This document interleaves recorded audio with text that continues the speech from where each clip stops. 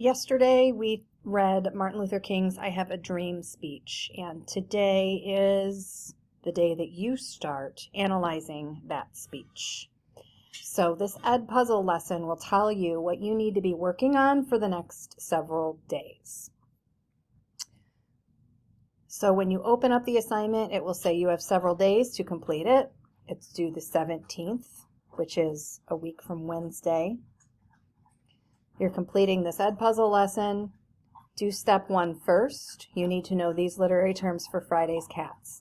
So you may have been given directions to only do step 1. Okay? If you were given directions to only do step 1, then do that and stop there. If you were given directions to pace yourself accordingly, then you can do that. So step 1 says, click on the link for each literary device term and watch the video.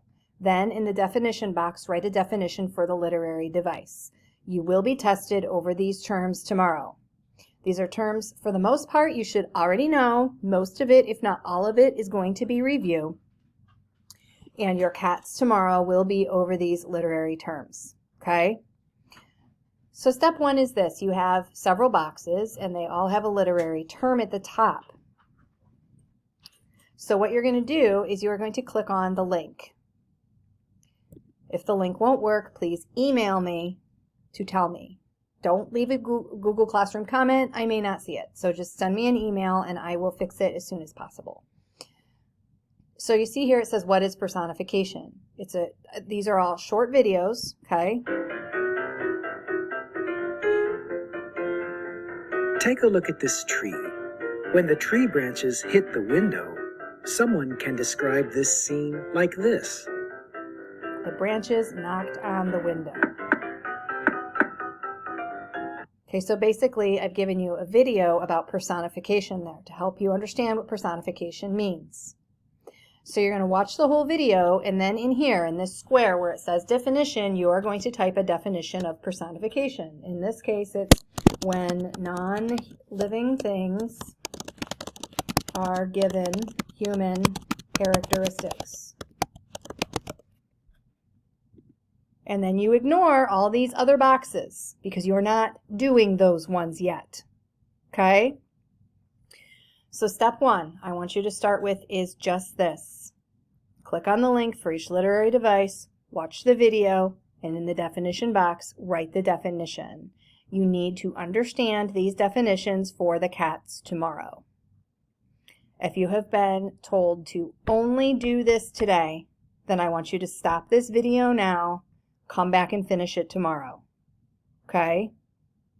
As for the rest of you, step 2, once you have learned all of the definitions and you make sure that you have committed them to your understanding and memory, because cats is over these terms, you're going to move on to step 2. Step 2, read the I Have a Dream speech and or listen to it or watch it or all of these things. Here I have the text of the I Have a Dream speech.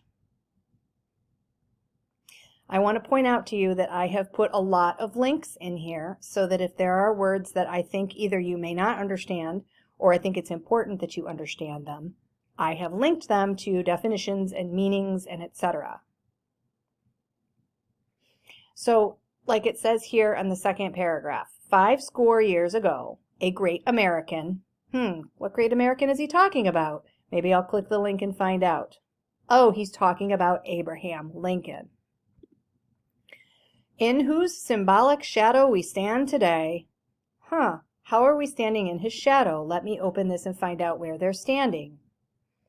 Oh, that's right. He gave this speech at the Lincoln National Monument. So he's literally saying, I am standing in the shadow of a statue of a very important man, Abraham Lincoln. So 50 years ago, that's 100 years, a great American in whose symbolic shadow we stand today signed the Emancipation Proclamation. I don't know what that is. It's probably important because there's a link. So I'm going to open it up here, and it tells me that the proclamation declared that all persons held as slaves within the rebellious states are, and henceforth shall be, free. So it is the document, the legal document, the executive order that freed the slaves. Okay? So please use these links so that you will better understand what I am asking you to do. If you want to listen to it, I have a link here for you to listen to him like we did yesterday. If you want to watch him, I have a YouTube link to him giving the speech. Good grammar and spelling are important, but if you... Okay? So any of these things, all of these things, whatever helps you to understand the speech, do it. So, read it. In the first column on the document, in your own words, summarize each section. Write down what you think each section literally means. I'm gonna actually write on each, on the I have a dream text document. So I color-coded the sections to make them more obvious, okay? So you're opening it up. I have a dream speech. I open it up. I know that I need to read it, okay? And this first section is all pink. So in this first column here, this is step 2, okay? I am going to read through here and I am going to write in my own words what I think he is saying here. I'm going to summarize the main, most important points of this passage. Then I'm going to come down here and I'm going to do the same thing. I'm going to summarize and write the most important parts of the orange section. And then I'm going to write the most important parts, summarize the yellow section. Okay, there are 6 sections here. Read each section, and over here in the column, summarize what it means in your own words. I will probably know if you copy and paste somebody's information off of the internet. I want to know what you know, not what you looked up. But if you do need to look up other sources to help your understanding, I'm okay with that, okay? What I'm not okay with is you taking somebody else's words and copying them and paste them as your own. So, step 1, define all of these terms. You need to know what they all mean by tomorrow for cats. Step 2, read the speech and summarize each section. Just literally what is he saying in each section. So maybe you do step 2 on Friday. Okay? Step 3 then is 1, reread the I Have a Dream speech and or listen to it and or watch it as many times as you need to in order to find at least one example of each literary device. Write that example on the example from speech box, in the example from speech box, also writing the line numbers where you found it. So let's say I find an example of, let's see, 100 years later, 100 years later, 100 years later. So I'm going to copy this, okay, and I know that he keeps repeating the same words at the beginning of a line, and I know that is anaphora. So I'm going to go ahead and in this box where it says example from the speech with line numbers, I am going to go ahead and put that here. I'm going to copy and paste it, okay? And it's lines 7, 8, 9, 10, 11, and 12. See how I've put the line numbers here for you? So I'm going to indicate on my text box that this is lines 7 through 12. Somehow I have my caps lock on. All right. So let's go back up to the directions. I have to find an example for each. So I have to find alliteration. I have to find a symbol. I have to find an allusion, etc., etc. 2, explain the context in the context box. That means what was MLK talking about in the speech, specifically when this quote is said. So context is everything, okay? If I just, come up to you and I just say, well, duh, you're going to be like, what is she talking about? I have no idea what she's talking about. Why would she just come up to me and just randomly say, well, duh? You need context. You need to know, why am I saying, well, duh? What came before that made me say, well, duh? Okay. Maybe you were, maybe somebody asked me, so do you want Starbucks? And I'd be like, well, duh.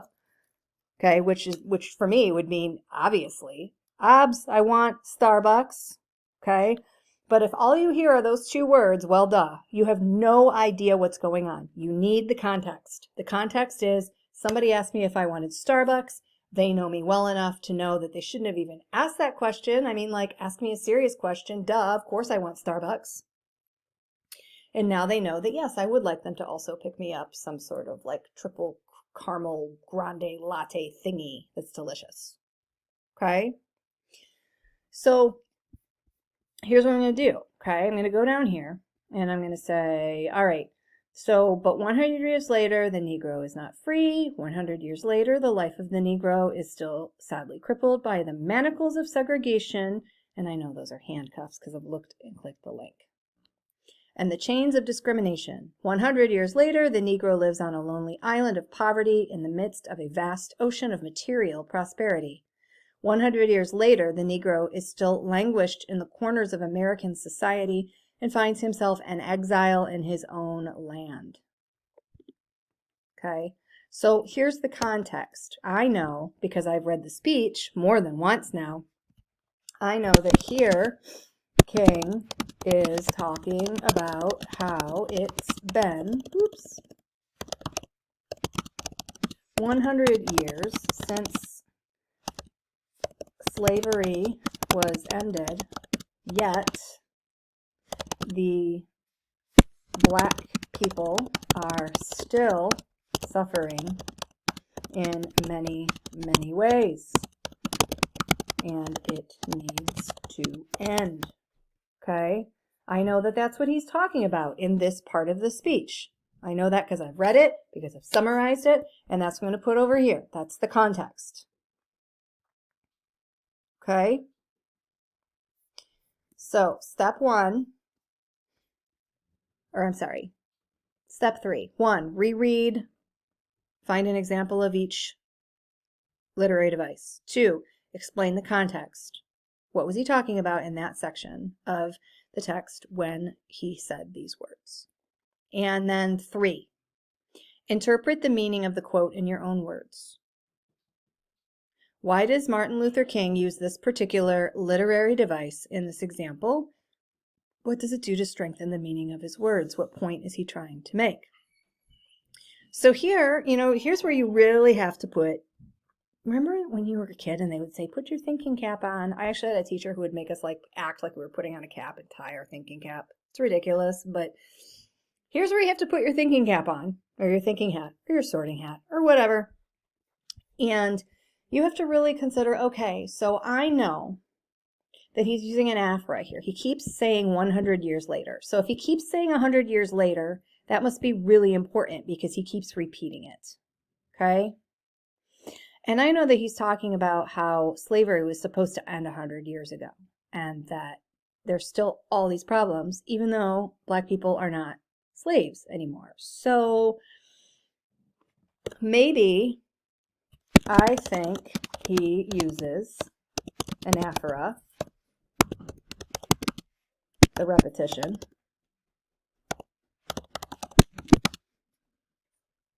let me spell this correctly, because he wants to beat it into our heads that it's been 100 years, and 100 years is too long for, boy guys, I can't type, for black people to still be suffering as much as they are under the law and in society. Okay, when we keep repeating something over and over and over and over again, it's because we really, really, really want to emphasize it. Okay, so here he keeps repeating it because he wants to beat it into our heads. He wants to make it very clear. It's been 100 years, and 100 years, we should be beyond this by now. How come, Black people are still segregated? How come they're still in poverty? How come they still find themselves left out of so many things in our society? Do you see now why this is something I'm giving you many, many days to work on? Okay, so I am going to erase all of my answers, and I am going to hope that you find a different example of anaphora when you give your answers, because you certainly wouldn't want to just copy mine. Then you wouldn't be using your thinking cap. All right? So my recommendation is this. Do step 1 on day 1. That's today, Thursday. Make sure you know those literary terms for cats. Do step 2 on Friday. You will have cats. I'm not giving you anything else other than cats tomorrow. There will be no SMART goal check-in tomorrow because I want you to work on this. And then over the weekend or next Tuesday, Monday or Tuesday, although technically we don't have school Monday because it's President's Day, but you can work on then step 3 early next week so that you are ready to go by the time we see each other in JAG Live again next Wednesday. Okay? Do step 1 one day, step 2 the next day, step 3 the third day. Or do it all at once. Knock yourself out. It's up to you, but it's going to take you some time. Okay? If you have any questions, please feel free to reach out. And this is just one small part of what we're going to do with this speech. Okay, this is just the beginning. This is the prep work for your real project, which is going to be to create a presentation. All right, so make sure that you really know this speech inside and out so that when you have to create your presentation, you're all good. Everybody have a great day. Enjoy the long weekend coming up, and I will talk to you later.